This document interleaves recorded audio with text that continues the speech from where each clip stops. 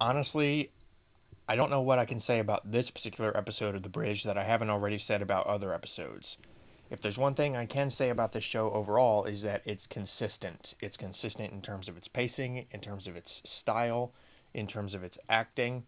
Well, some of the acting has gotten a little bit better as the series has progressed, but a lot of elements of this series, both technical and in terms of the script, and in terms of the direction, what so on and so forth, have remained fairly consistent over the course of the series.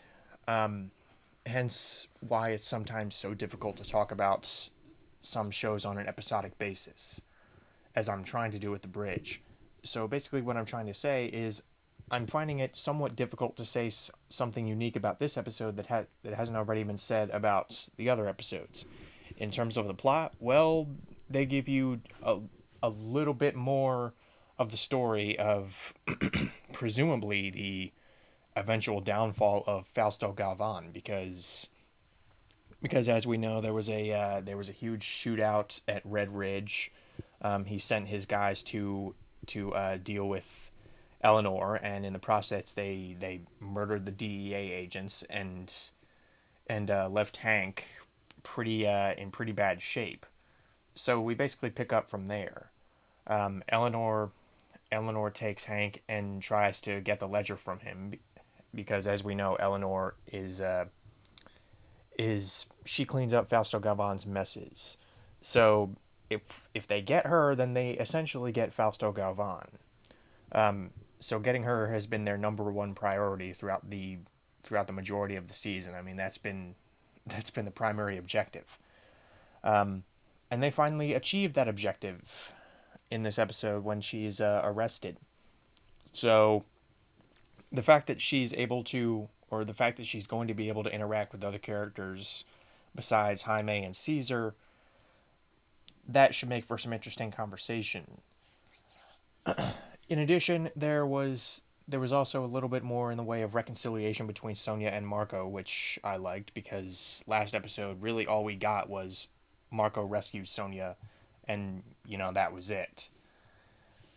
This episode, she finally thanks him for rescuing her, and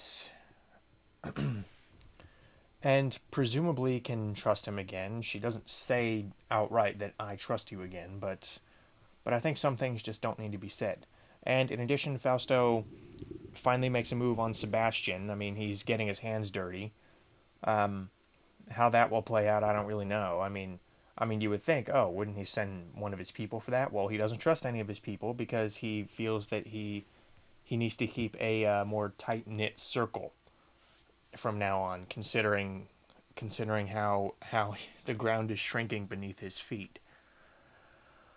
Uh, yeah, like I said, there wasn't really a whole lot unique to this episode that was not also positive and or negative for other episodes, aside from the fact that some of the villains like Eleanor and Fausto Galvan, Eleanor in particular, really start to lose their composure. I mean, Eleanor, for the first time in the show, we have seen get genuinely angry, get genuinely emotional, get genuinely frightened. I mean, up to this point, her emotions have been pretty understated, and any acting at all has been fairly subtle coming from Franca Potente. So, so to see her finally lose her cool when she's interrogating Hank was pretty interesting in my book.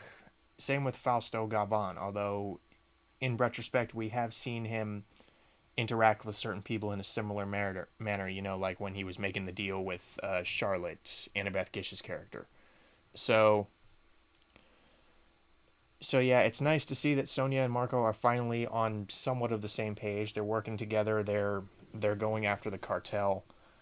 It's not cheesy. It's not like, oh, we're going after the cartel together. No, it's very much okay. Let's get this job done. Let's track down this lead and this lead and this lead.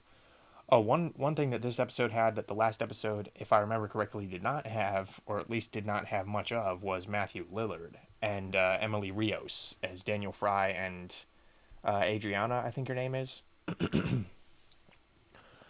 So I actually really like them. I like their dynamic. Uh, Not really too much they were able to do this episode aside from getting another lead. Um, I understand that they can't really do much considering he basically got himself fired, but like I said, I never really get bored with these two characters. These two characters, I think have a really, I hate to use this word, but somewhat heartwarming dynamic. Not in the way where it's shoved in your face or spoon fed to you, but she helped him get sober, and she's his only friend. Blah blah blah, and he basically is much more experienced than her at getting the stories. So they have in a weird way this symbiotic relationship, even though he is a bit of a drunk and she is a lesbian. So in a weird way, they kind of work very well off of each other. So yeah, like I said, this episode was not bad, and there were a few standout moments. Um, but at this point, it seems like some of these events are just set up for things to come, namely when they finally do get or fail to get Fausto Galvan.